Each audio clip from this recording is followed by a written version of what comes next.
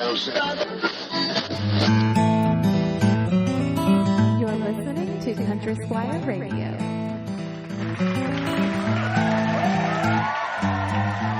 Welcome to Country Squire Radio. This is Bo. And I'm John David. JD. Hey, Bo. Good morning, brother. Man, good morning. How you doing this morning? I'm doing really good. I'm a little sleepy-eyed, and I'm not one of these people that likes to talk about this kind of thing, but I worked out yesterday for the first time in months. What?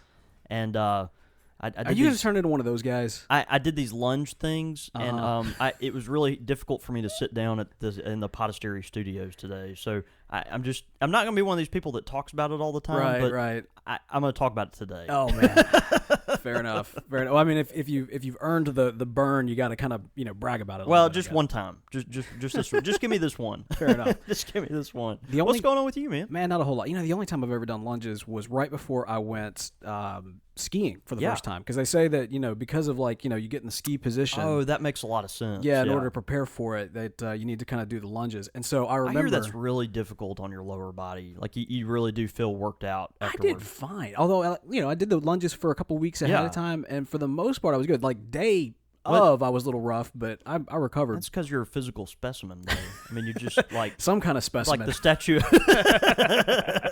You are a specimen, yes. That's right. All right, so man, I'm excited. We're talking Pipe Culture Volume 2. Yeah, this is such a great opportunity to just engage with our listeners again, and it was so cool to see how many folks actually, just got with us on this and just, really came out of the box with some of their old pipe stories and why they got involved in pipe smoking, and it was great just to read a lot of your feedback. Yeah, absolutely. So, just kind of taking a step back and reminding you, pipe culture is, several weeks ago, and even far before that, we started kind of asking this question, what is pipe culture, and how is pipe culture different from pop culture? Where are the similarities? Where are the differences? Is there even a thing called pipe? Is pipe culture even a thing? And so we began exploring that in our episode Pipe Culture Volume 1. So if you haven't listened to that, go back and I'd say listen to that first. Yeah. Because today we're diving into the concept of origins. Now, ultimately, we believe, and we're kind of testing this theory throughout the series, that there are a lot of similar threads that connect us as pipe smokers. For one thing, of course, we've got the pipe, so that's kind of the big thing that connects us all. Right. But beyond that, I think there are things that are kind of connected to that and kind of is this big connected tissue. It's the reason why I believe that in the age of the internet, so many of us are still connecting to one another because, not just because of the pipe, but because of things that go along with it. Yeah. There's things that we do while we smoke the pipe that are very similar throughout. So taking that a step further, we're looking specifically today at origins.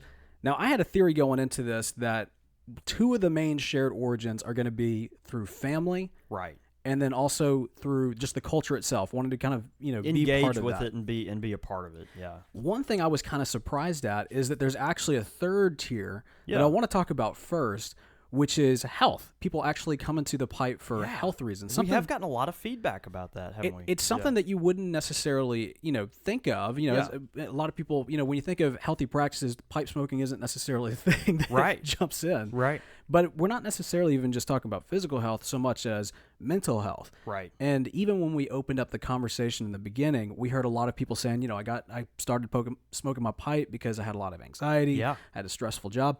Me personally, when I first picked up the pipe, I was in the midst of a really stressful job. Yeah, boy, you really were. Yeah. And it's something about it that has that therapeutic kind of contemplative aspect to it. The pipe in our modern world is so important to me because it forces me to slow down. Yeah. And we say that all the time, but it forces you to sit there and be very deliberate and to focus. And I've said this before too, but for someone that's really ADD, boy, you're talking about awesome. Yeah. Because I get to sit there and really concentrate on getting my little embers lit and then maintaining it over time, maintaining the heat of the bowl and all these things. And so it's just a really, it's a therapeutic process. Yeah, it is. Absolutely. First email that I want to that kind of touches on this a little bit comes to us by way of Wes Brown. Boy, this was a great one. Dude, he wrote us it was awesome. It was a long email, he tells this great long story of just kind of his personal journey, just with his family, with his health issues, and then ultimately kind of how that ties into the pipe. Yeah. And so I wanted to read a little bit of an excerpt of this. He comes from a background, a family of smokers. His dad actually specifically smoked a pipe, and he really was, he got into it for a short time, but kind of fell out of it a little bit. There wasn't really a community that he was connected to, and, just fell away from it. And all that kind of started to change on his birthday. Actually, the day before his birthday. It's really fascinating. He was diagnosed with type 2 diabetes. Yeah. I mean, just like, happy birthday. Well, yeah, and it sounded, just from the way he described it, I mean, that it kind of led him into a sense of just, it was a difficult season emotionally and mentally and all these things. He had a lot of stuff going on in his life. And, what was so impressive about it with Wes is that he was actually able to make a lot of very specific changes in his life to kind of get on track. But, one of the parts of that, and also a reward for working so hard, was kind of diving into the pipe community, diving into the pipe culture, and using the tobaccos to kind of be a sense of accomplishment, and, also just a therapeutic process to get involved in. So it was really interesting. Yeah, absolutely. And I want to read this part from his email. He says, of course, this is talking about the things that he did. Of course, cut out these sugars and carbs. Yeah. I quit drinking, which I think may have been a huge factor since I was drinking too much too often. Yeah. No moderation. And I started working out 5 days a week. I was off one med within a month and another by year's end. I'm currently taking one pill for my diabetes, and I gave up a lot. I gave up one lifestyle, a bad one, for another.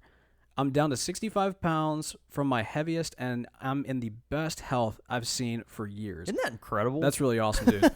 I do miss my beer, fine scotch, Irish whiskey, and bourbons, but I seem to have filled out the void with pipes and tobacco. That's fantastic. So, man, Wes, that's awesome, dude. Just bravo for you for really rising to the challenge in the midst of that struggle. That's awesome. What's interesting, too, is he said the person that actually brought him to the pipe originally was his wife. I know, I love that. His wife brought him to the pipe, and that is so funny. We hear that occasionally. Wives gently buying their husbands' pipes, maybe if they're just a little tired of the Marlboros or the Camels or whatever, like, honey, why don't you try this? Maybe you'll enjoy this and it'll be better. And then the story's kind of over. Kim, when we had the owner of the Squire, Kim, a couple of weeks ago, I guess, great opportunity. She actually mentioned, the doctor telling her dad to get on a pipe. Yeah, I thought about that as well. Hard to breathe. He was smoking all these cigarettes and just terrible, energy levels just because he couldn't get oxygen. And so the doctor said, do what I do, smoke a pipe. And that speaks volumes about kind of where it's led people, not just coming from cigarettes, but Mrs. Reeves, that of course owned our store, Mr. Jim's wife, that passed away a couple years ago.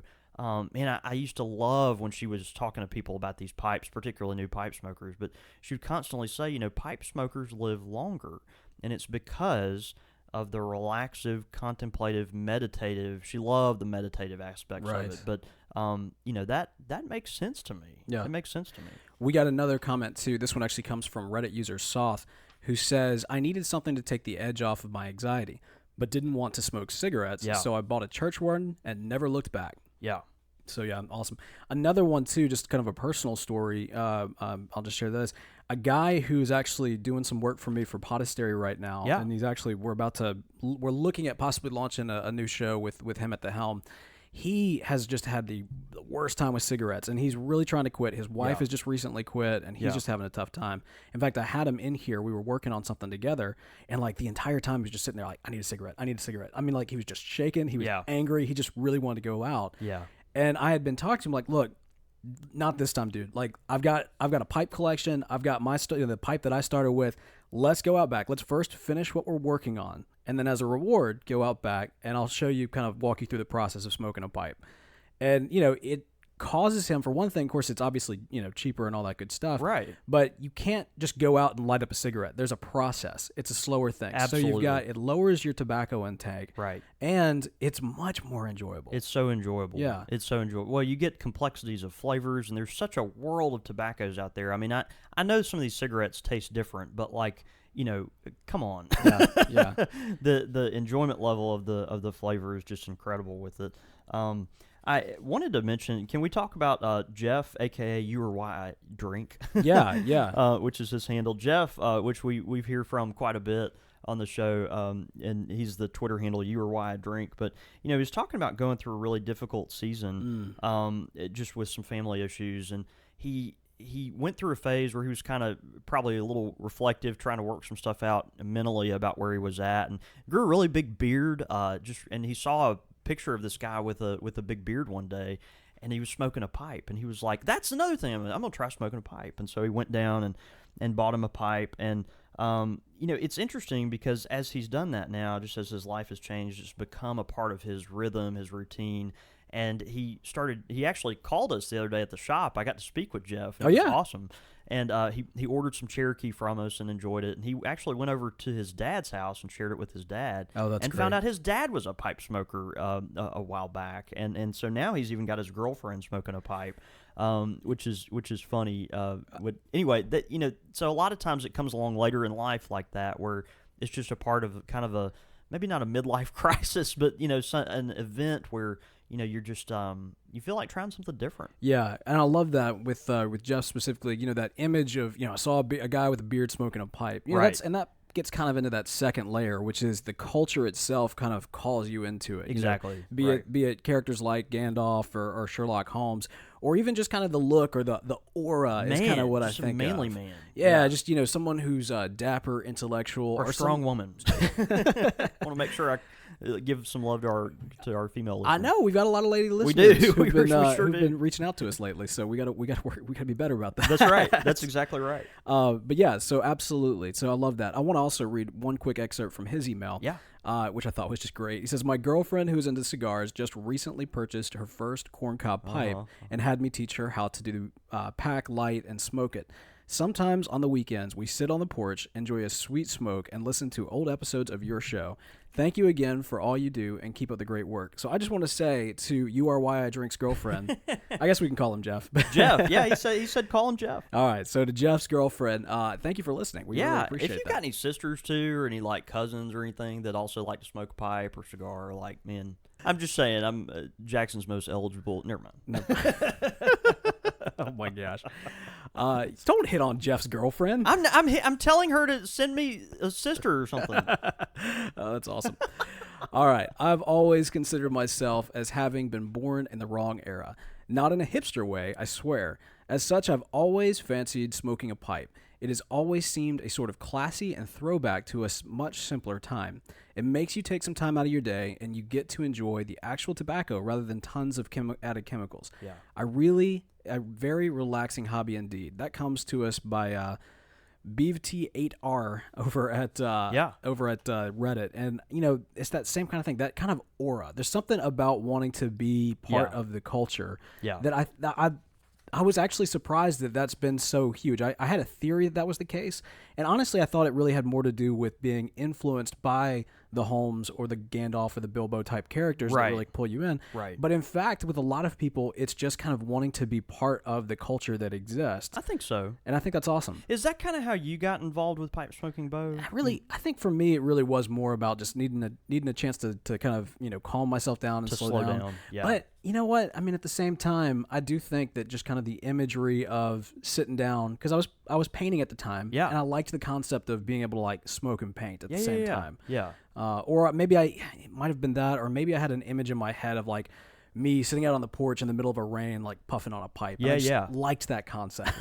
It's fantastic. We actually just got a tweet from Riley Paquette on Twitter. He says, "My girlfriend okays my pipe not because I smoke cigs, but because it forces me to relax. For a guy in the service, that's a rare thing." So thanks, Riley, for tweeting that in. I mean, I think that's a similar deal when we talked about that earlier. Just this is someone that's under a lot of stress, obviously, being in the military, and it makes them calm down. Yes, sir. We got a great email, too, from Carl Maleft, and I just wanted to touch on it very quickly, but he said smoking to him is about connection. And I love this. It made me just that romantic part of me that, kind of my geekisms that come out with the pipe stuff. Really, really love reading through Carl's email. But he talks about, he didn't have a lot of relationship with his grandfather. Yeah.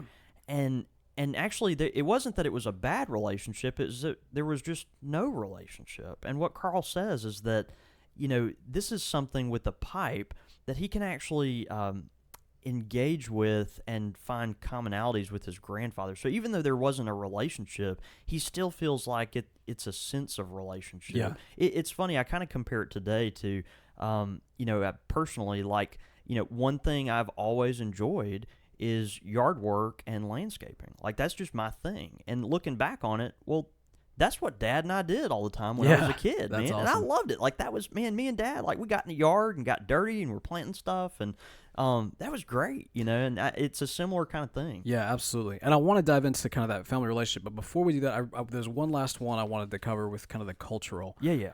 Which comes to us from Reddit. It's Copac115 who says, I'm a big reader, and a lot of the books I enjoyed when I was younger featured pipe smoking. Sherlock Holmes, The Hobbit, Moby Dick. I always forget about Moby Dick. Yeah. Call me Ishmael. So one day when I was about 15 or 16, I decided to carve my own pipe and try it out. I used a random bit of branch that was in my garage for the bowl and a piece of bamboo for the stem. And I smoked some dried mixture of wild Indian tobacco and raspberry leaf. Wow. I have since graduated to a better pipe and real tobacco, but I will never forget these days of sneaking to the lot by my house for a quiet smoke when the weather was nice. Dude, that raspberry leaf? How crazy is that? Dude, first of all, that was a real pipe because you made it. Yeah. I mean, that's awesome. But We don't recommend smoking underage, nor do we endorse No, that. not a bit. Not a bit. Not a bit. But yeah, so I'm sorry, I wanted to kind of touch on that too because he does Yeah. talk about the pipe smoking heroes of fiction that kind of pulled him into that mindset there. But yeah, no. So Carl, with his story of his grandfather, really loved that. Really loved the connection that we get. Probably the biggest thing that we heard from most people Yeah. is a connection to a father, an uncle, a grandfather, a mother. These Yeah. type of a legacy within the family connections. And it may have been that, much like Carl, it was more of a quiet connection. Yeah. Or it may have been more direct, where it was something that you did with your dad, or your dad brought out his pipes, or something of that nature. That's exactly right. We just celebrated Father's Day, and we got a lot of stories in from people who were talking about sitting down on the porch or going home and sitting down with Dad and just spending some time smoking a pipe. It's prolific. Yeah, it's incredible. And it's interesting because that's starting to trickle down through generations. We have a lot of folks that come into the Country Squire and they buy something for their older, maybe a grandfather or parent that's in their, maybe 80s or 90s, because they've just smoked a pipe that's been part of their rhythm. But what we're seeing now, it's interesting, is a kind of a younger tobacconist that's still, getting used to just the whole, process of engaging with people like this.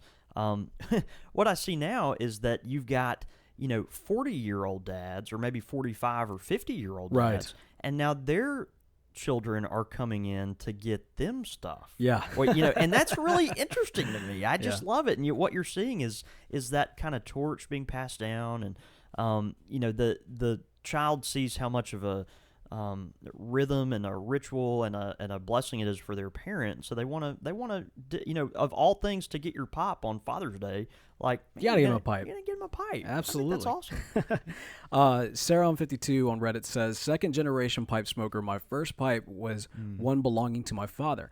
Took it up in law school over 30 years ago. My housemates smoked pipes. We would sit around in the evenings chatting, smoking our pipes. Started with the Navy Flake, went to Orientals, and now to full English blends. So I love that, man. The generational thing too. Pi Lawrence, who actually is kind of a cousin of Country Squire Radio. I like to think of him because, of course, he worked on our pipe mic logo. Yeah. But Pi Lawrence is actually a fourth generation pipe smoker. Is that right? Yeah. Holy cow. I know, right? He traces back to like Sir Walter Raleigh himself. And I love that. That's really cool. This one I don't know.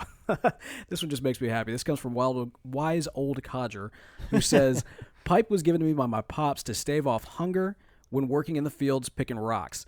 We had small amount of time to get the job done, so we used every scrap of light we had to clear rocks before Sue. We ate a breakfast before the sun and ate supper after we were done. The days were short, but sure seemed long. So there you go. So lyric. I just love that. That's wonderful. That's wonderful. But yeah, so those are kind of the three tiers. We got so many different comments and emails and everything, but we kind of picked those because I feel like those kind of spoke for the most majority of what we heard. Yeah. Except for Wise Old Codger, that was pretty unique. That was just beautiful. Yeah. But that's the thing. I think that when we have that kind of connection, when we can sit down, one of the things that we do when we sit down and with our friends, one of the things that naturally comes up is we talk about how we got into pipes, or the concept of legacy comes up. Yeah. And I really, really like the idea that we do have kind of this shared history here. Yeah. So those three areas, health, family, and just kind of the culture itself, the pipe aura. Right. I couldn't figure out what to call it. That's but, right. Something like that. That's right. That pulls you in. I think that's awesome. Now, that doesn't mean that is definitive. There are things outside of that. One of our pastor friends, Pastor Diddy, actually wrote in, and I attribute this to God's providence, but that's because I'm a Reform guy. He says, I was on Facebook, and a local auction site had a pipe stand with a tobacco jar and 2 estate pipes. Yeah, this was cool. I was not a smoker, but had always said if I smoked, it would be a pipe. So this caught my eye. The reserve was 25, and no one was bidding, so I commented that this was too cool not to bid, so I put down $10, knowing that I would be outbid. Of course, he wasn't. He got it. And later on, he met the seller, who says, basically the seller was like, "Oh, now you're smoking a pipe." And right. He's like, "Yeah, because of you." And because he's like, of you. Well, don't blame me. And he's like, "Blame you? I want to thank you." Here's a bear hug. Yeah. Exactly. Well, it's funny. I mean, he had just kind of had this interesting kind of fun image of pipes, and he was like, "Well, I don't smoke, but if I ever did smoke, I would do it." And then just literally stumbled into it like he would a ditch. I mean, it's just great. That's awesome. It's nice, too, in that situation, because he gets a lot of his purchase done right out of the way. That's right. It's all right there. Package deal. Absolutely. $10. And that's one thing, the financial call is something that brings in a lot of, existing smokers who don't necessarily smoke pipes. Yeah. And it's also something that I use personally when I'm trying to convert, people who are currently like big into cigarettes. Yeah. I'm like, look, it's healthier for you to smoke a pipe, right. and it's so much cheaper. It's incredibly cheap. I mean, once you buy a decent pipe, exactly. which, I mean, you can buy a decent pipe for, $40-$50. I mean, if you're just getting started, man, tobacco's cheap at our shop. 2 ounces for, $7.99 or whatever. Yeah, I mean, and you're good to go.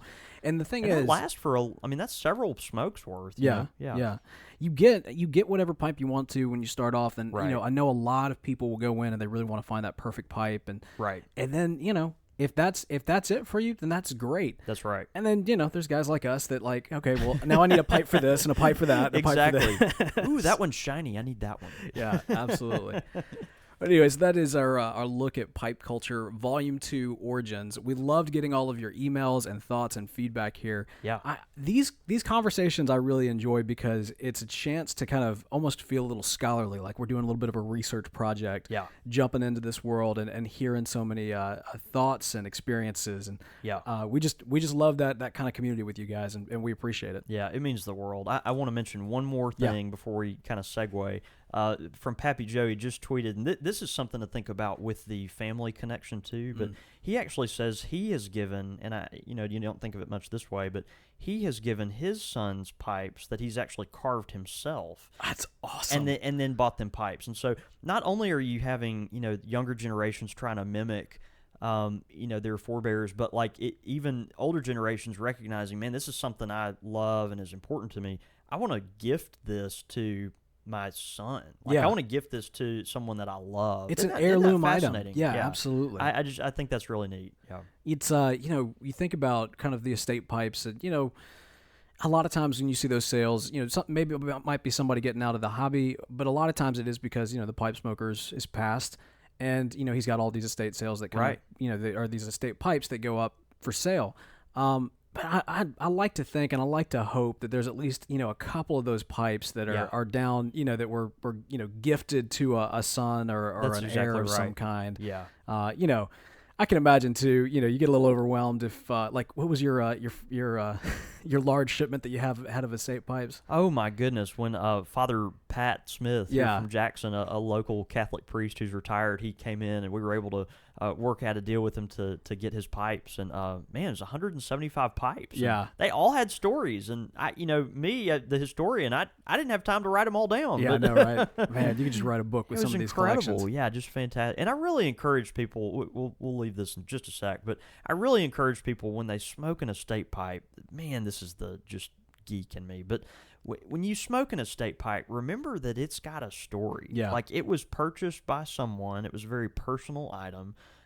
It probably had a specific use or a certain time it was used, or things were done with it, done while that pipe was being smoked that were important to whoever it was. Like, just remember that when you buy a estate pipe. And that's absolutely true. Because Yeah. and some people might argue saying like, well, that's kind of crazy. You're kind of going a little bit too far with this. I mean, I just buy a pipe just my one pipe to smoke tobacco. Right. For most people like that, you typically smoke that pipe into the ground. Like you're not gifting that or wanting to resell it because you've smoked it so much, and And that happens occasionally. But even you yourself, if you're smoking your pipe a lot, like doing that, what are you doing when you're smoking that pipe? I mean, you're probably not just staring at the wall. Yeah, absolutely. Anyway, it's something to think about.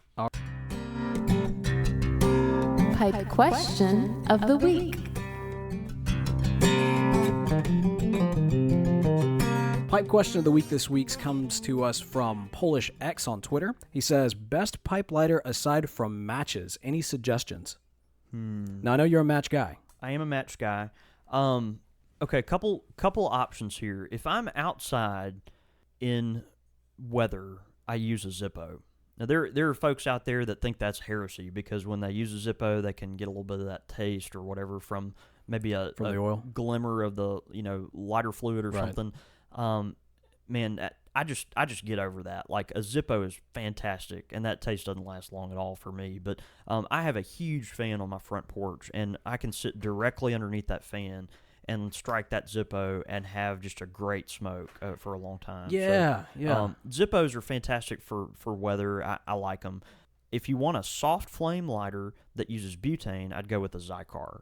Zycar nowadays they're basically the gold standard of, just anything. It's kind of, I talk about different products being kind of the Honda Accord of something. Sure. But like, Zycars are just like that. I mean, they're so consistent. Most of their products have lifetime warranties. So, and the one, I forget the model or whatever that it's called, but the one I like the most actually has a built-in tamp. And pipe tool and all that, and so just really handy. The action on it's real clean. It doesn't break easy. So anyway, I would go with maybe one of those. Yeah. Let's give some quick free advertising to our buddy that does pipe lighters. Oh man, yeah. Dan, if you're listening, golly, Dan Wills is a great resource for this. So go to pipe lighters. It's either .com or .net. I can't remember. Let's double check if I'm going to give them free. It's free advertising. So right. But if we don't send them to the right place, it's no advertising. That's right. But Dan, we have a friend, a local guy here that actually reviews pipe lighters and just has really enjoyed doing that. Actually smokes Faulkner Flake and is his preferred tobacco. But anyway, Dan does a great job of kind of picking out a variety of different products out there and then reviewing them. So yeah. Absolutely. He actually is a big friend of the Old Boy style too. Old Boys are great. I mean, they're awesome. As far as just a real simple pipe lighter. Some people find them a little hard to strike, but if you I don't find it hard at all. I love them, and I think they're obviously really cool looking. Yeah, absolutely. So pipelighters.net. Pipelighters.net. Yeah. Well, very cool. Great question. We really appreciate getting those pipe questions in, especially from you today, Polish X. If you would like to send us a pipe question, you can tweet us or email us csr@podastery.com. Quick fire with the Squire. Man, I don't know what it is. People are just coming to your rescue lately. I don't know if that means that they recognize that I'm better at quick fire questions or. I think that's part of it. I mean, honestly, I think they saw that one time where I tried to trip you up, and they're like, "No, we're done with that. We're bringing the big guns. We're gonna save Bo. That's what we're gonna do." That's right. We do have some quick fire questions today that come to us from Bill P, who actually has got some listener feedback for us as well. Man, let me read them for you, Bo, because this is geared towards you, baby. All right, let's hear it. All right, Bo. Bank fishing or boat fishing? Oh. Okay, so preferably right. boat fishing, but I mean, honestly, bank fishing. Yeah. Because I don't have a boat. Well, you don't. I want one. I really want to get a canoe, but I need to get a new car before I can get a canoe. Boy, that'd be awesome. Yeah. Yeah, you do need a new vehicle. That's a whole nother Let's story. do a quick starter on that. No, I'm Yeah, just oh, kidding. hey. Yeah, I mean, I have to go with boat fishing, but I mean, like you said, it's just a lot of trouble. And if you want to go out and smoke a pipe and be real quick about it, bank fishing is the way to go. Yeah. Live bait or artificial bait? Got to go with live bait. Live bait. I used to. I mean, I've got a lot of artificial bait, and just because you never know. Yeah. And some days, you've got some live bait. Some days you don't. I'm really big on catching live bait in the wild. So we've got like our compost heap, and typically it's a Wow. great place to get worms. Yeah. And so typically, if it's been raining, I'll just go out there, turn it over, and we can find a lot of really good worms that I That can is bring out. so cool, Yep. man. I didn't realize that. I knew you like to use live bait, but I didn't know you were getting a lot of it Oh yourself. yeah, So, yeah. And my grandfather was really big on crickets, yeah. but I can never do crickets because I can never hook them right. So Right. Right. I'm all about the worms. Poor little cricket. I know. I always feel bad about that. I like live bait too. Bait caster or spinning reel? Spinning reel.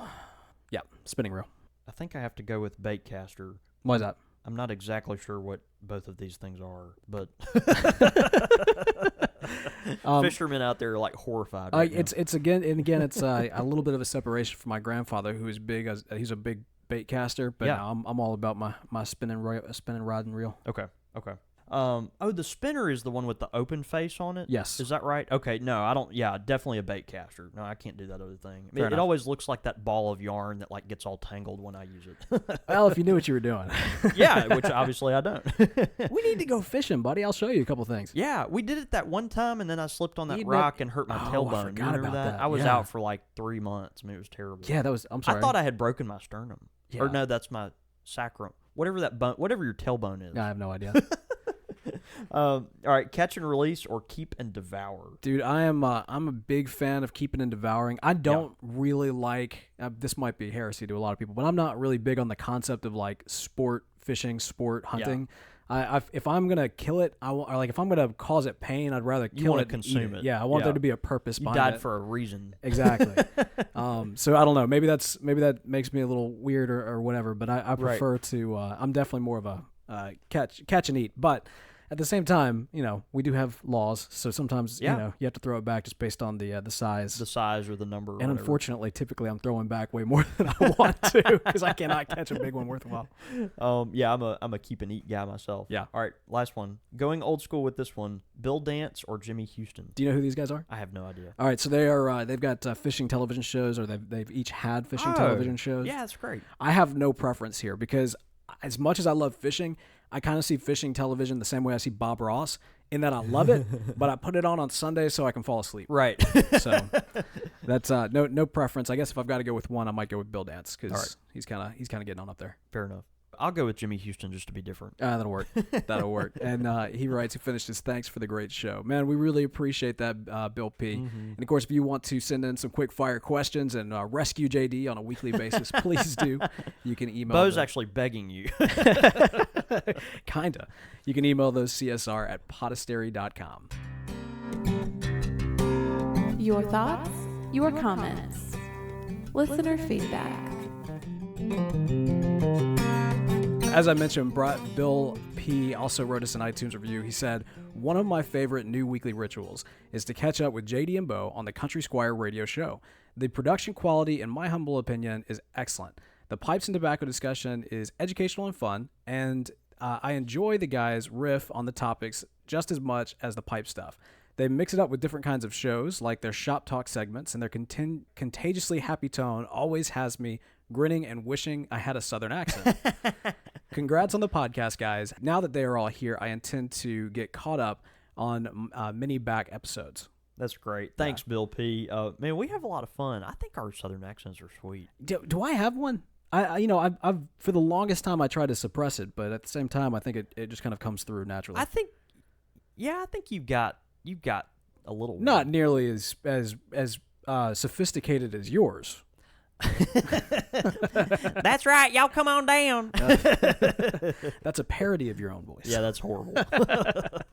Anyway, good stuff. But we had a lot of great feedback, of course, throughout the episode with people sending in their stories and their experiences. One of the nice things is we got so much feedback along with kind of these origin stories.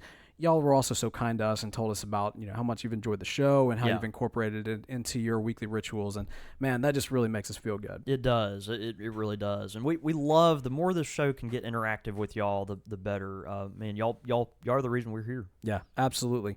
Man, I just, I appreciate this. I had a blast this was a today. good one. This was a lot of fun. Yeah, I love when we can interact with our listeners. It was a great time. Yeah, absolutely. All right. Well, JD, man, let's go have a day. Yeah, good to see you, Bo.